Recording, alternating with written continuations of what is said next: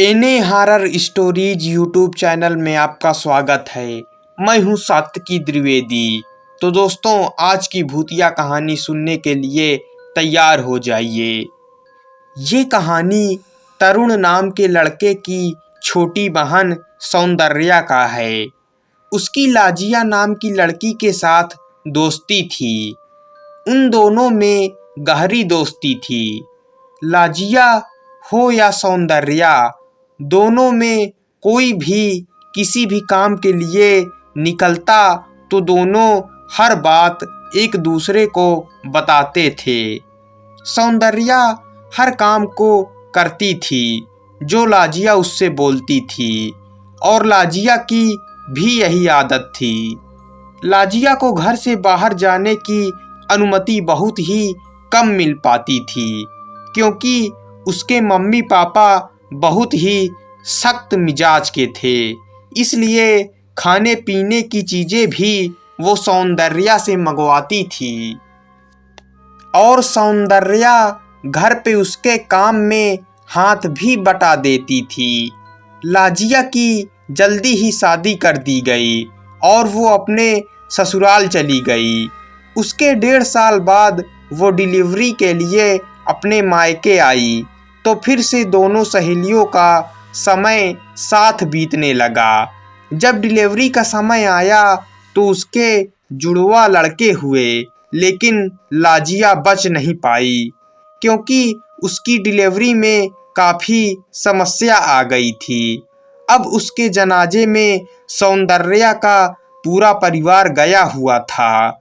सौंदर्या मन ही मन में रो रही थी और अपनी प्यारी सहेली के जनाजे को देखकर चुपचाप बैठी हुई थी। तभी थोड़ी देर बाद उसकी उदासी टूट गई और वो हल्की सी मुस्कुराने लगी और घर से बाहर निकल गई।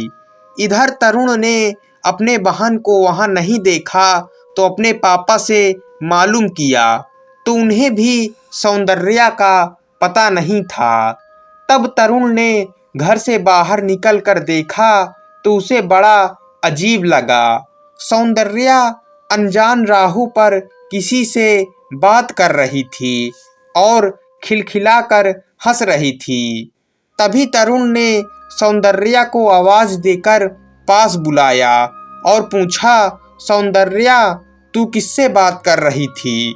तब सौंदर्या ने बताया, भैया, ये सब तो फालतू में ही हो रहा है।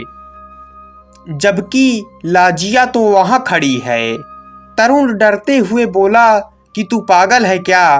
तूने लाजिया को खुद वहाँ देखा है, तो वो यहाँ कैसे हो सकती है? तभी उसने अंगुली से इशारा करते हुए उसकी स्थिति को बताया। तरुण को कुछ भी दिखाई नहीं दिया। अब दिन बीतने लगे। रोज सौंदर्या अकेले में कभी छत पर तो कभी बालकनी में किसी से बात करती हुई मिल जाती थी। अचानक ही सौंदर्या बीमार पड़ गई। उसका कहीं इलाज नहीं बैठ रहा था, लेकिन वो हमेशा किसी से बात करती हुई मिल जाती थी। ये देखकर उसके घर वाले बहुत ही परेशान रहते थे। एक दिन तो बहुत ही गजब हो गया। सौंदर्या ने माँ से खाना मांगा तो वो अपनी क्षमता से ज़्यादा खाना खाने लगी। उसकी माँ हैरत में पड़ गई और खाना खाते खाते कुछ बड़बड़ा भी रही थी। तो उसकी माँ को बड़ी हैरानी हुई कि सौंदर्या कभी भी इस तरीके का बर्ताव नहीं करती है, इसको हो क्या गया है।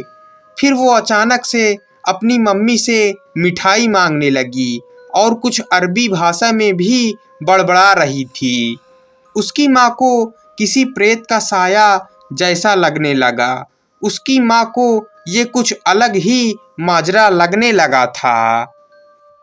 तब उसकी माँ ने लाजिया के माँ से पूछा तो उसने बताया कि ये अरबी भाषा में मिठाई मांग रही है और बोल रही है कि इसकी सास इसको मिठाई खाने को नहीं देती थी। ये सब सुनकर सौंदर्या की माँ का दिल बैठ गया। तभी लाजिया की माँ ने कहा कि मैं एक मज़ार पे जाती हूँ। वहाँ एक बाबा हैं, वो सभी तरीके का इलाज जानते हैं। मैं उनको बुलाकर लाती हूँ। जब वो बाबा आए तो वो देखते ही सारा माजरा समझ गए। उन्होंने बताया कि सौंदर्या उन्हीं की बेटी लाजिया से बातें करती है। अच्छा हुआ तुमने मुझे समय रहते बुला लिया, नहीं तो ये लड़की कल सुबह तक नहीं बच पाती और वो इसे रात में ही अपने साथ ले जाती और ये धीरे धीरे उन दोनों बच्चों को भी अपने साथ ले जाती जिनको इसने पैदा किया है। इसके लिए मैं एक ताबीज़ बना दूंगा। तब तक आप अपने घर में लोहबान अगरबत्ती जलाओ, बाकी मैं सब देख लूँगा। इसके बाद तरुण की बहन के साथ हादसा होते होते बच गया। अब उसकी शादी हो चुकी है और वो उस ताबीज़ की वजह से अपने ससुराल में सही ज़िंदगी बिता रही है। तो दोस्तों, ये कहानी यहीं पर ख़त्म होती है। कहानी पसंद आई हो तो वीडियो को लाइक, चैनल को सब्सक्राइब कर दीजिएगा। मिलते हैं अगली भूतिया कहानी में। दोस्तों, आप लोग मेरी सपोर्ट कीजिए। मुझे आप लोगों की सपोर्ट की बहुत ज़्यादा ज़रूरत है। आप लोग मेरी मदद कर दीजिए।